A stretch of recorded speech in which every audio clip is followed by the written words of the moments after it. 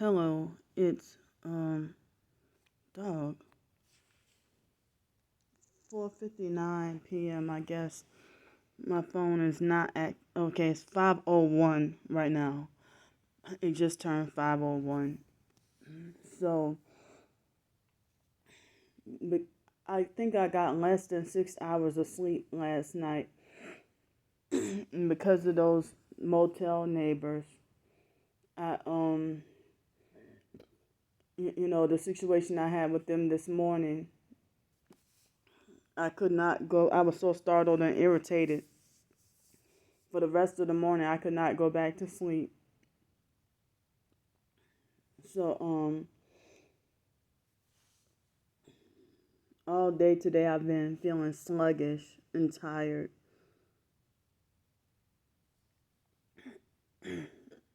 Like not even able to perform properly. But it's like they thought it was funny to block my motel room door on purpose and have the loud truck and stuff like that. And the female looked at me like she wanted to fight me. And the guy, he was laughing and thought it was funny.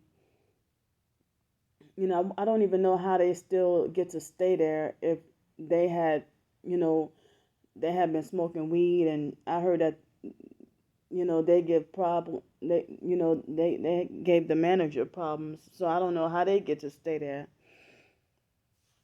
But it's torturing me and making me miserable, very miserable and upset.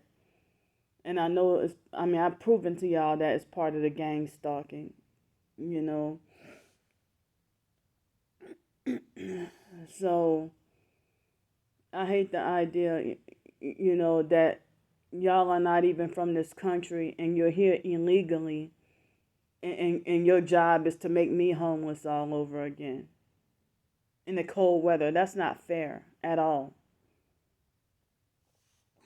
So remember what I said last night. Mr. John tried to question me about if I still live at the motel. And so, like, for the past few days, that new temp, it's like the people who give her a ride, it's like they show up exactly when I approach and walk up on the campus. So it's like the temp lady, she was riding with two men.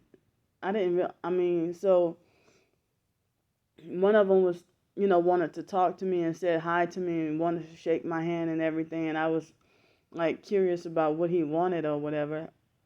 And then he was like, "Oh, I was just speaking to you or whatever." And then after they pulled off, the lady turned around and said, "Well, she questioned me about staying at the motel and or whatever." I'm wondering, how did she find out? I know I didn't tell her, but Mr. John probably told her. Spreading my fucking business. And you know, but Mr. John got that information from Miss Brenda. So I don't know why these narcissistic perps think they have a license to know about where I live at, or where or even on the streets. People be like, where like they either try to figure out where I work at, or they know where I work at, or they're trying to figure out where I live at, or they know where I live at, or they try to get in my business about my money or how much money I get and stuff like that. And they want to front like they pretend like they want to help me and stuff like that. And then the guy the perp at the Seville Quarter, well, he worked across the street, and he would drive around in a van with big ass stickers that said neighborhood watch. And then he looked like that character from Star Wars. I forgot what the character's name is. The one with the bald head. But and then he sounds like he has a strange voice and sounds like a female. and he's like at least 70 years old. But he acted like he wanted to offer me to come live with him, and I'm like, hell no. And then he said that he had a dog, and I'm like, definitely no. But then he said that I mean, he acted like he wanted to make like he wanted to help me out, with finding a place to live, and it seemed like he didn't even want to help me after all. He just wanted to get in my damn business, and he so with that neighborhood watch sticker, I figured he acted like a narcissistic, nosy perp. So I've had other people, pretend like they want to offer to help me get off the streets, just only to get in my business, and get information out of me. Of course, at first I didn't catch on to what their tactics were and stuff. you know, um, excuse me, but I've had strangers walk up to me and start a conversation before I realized that was a gang stalking tactic as well. Start up with a conversation and then ask me for my phone number or ask to take a picture of me, and then come to find out, they go AWOL on me, and I'm wondering like why you want to ask me to take a picture of me, or what do you want my phone number for? And they never call. So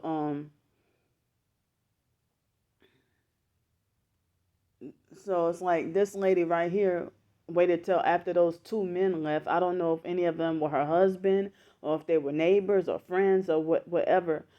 But they drop her off at work, I guess, every day. And she's been working since last week. And so she acts a certain kind of funny.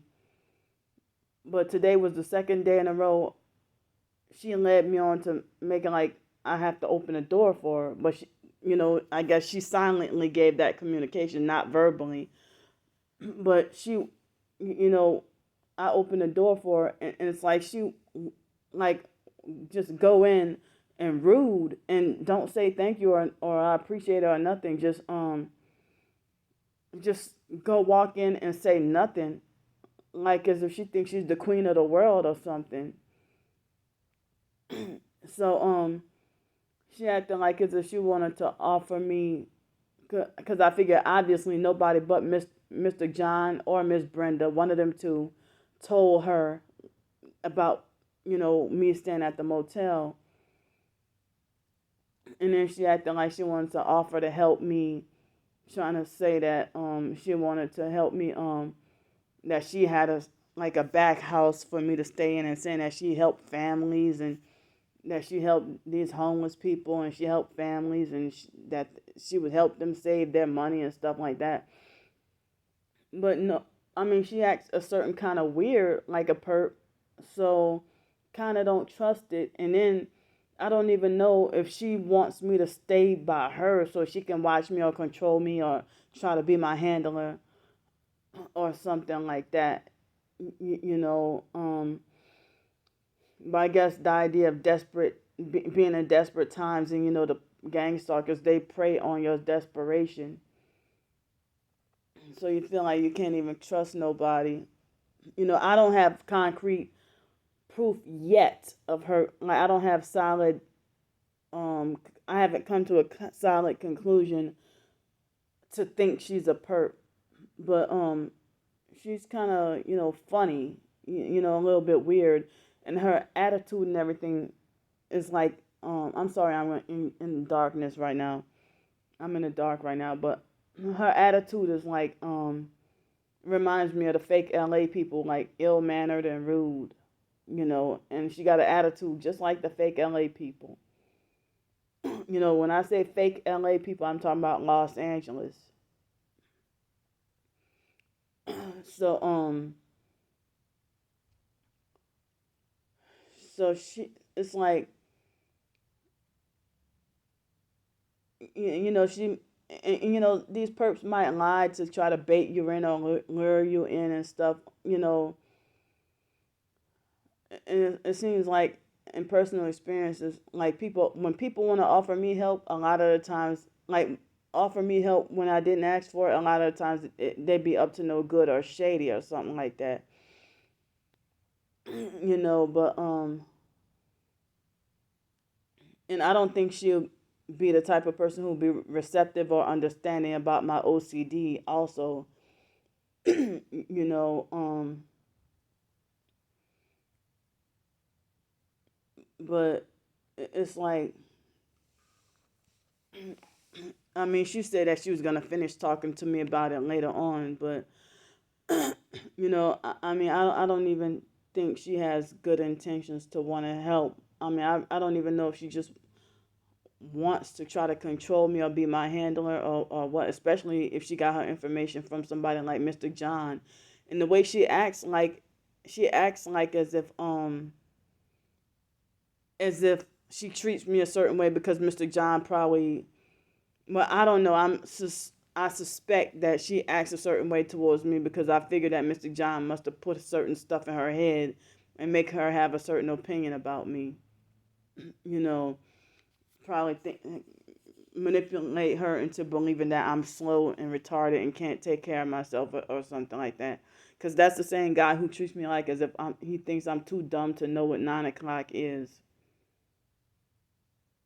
You know, so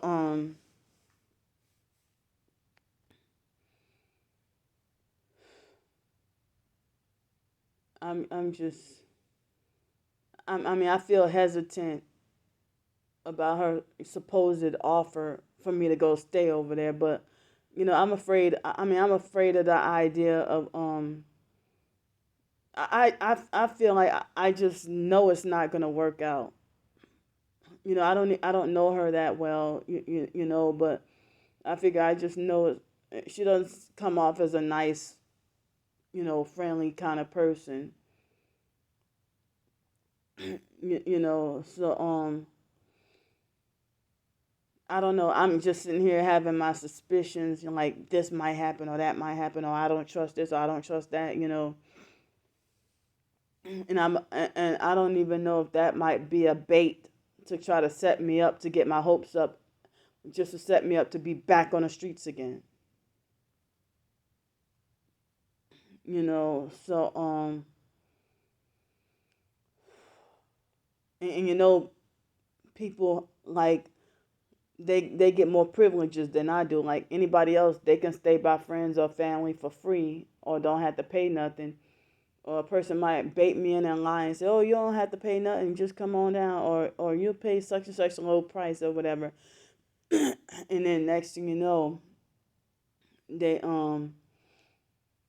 once I after I got there, then they'll try to trap me and make it like I owe them such and such a large amount of money. I'll be like, "Well, wait a minute, you told me I didn't have to pay." "Oh, I never told you that." So the lady was trying to tell me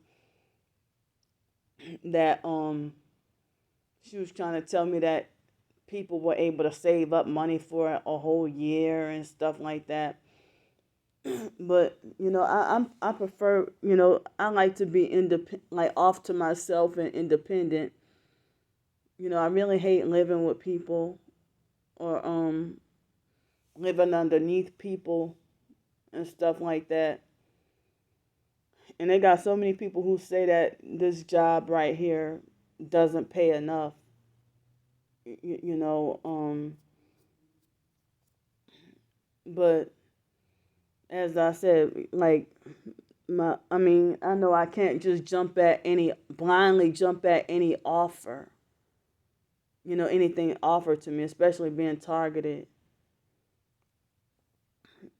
So but then me paying like 340 a week, and then the most I get in net pay is 379 and 12 cents or whatever. And so having not much of anything left over. So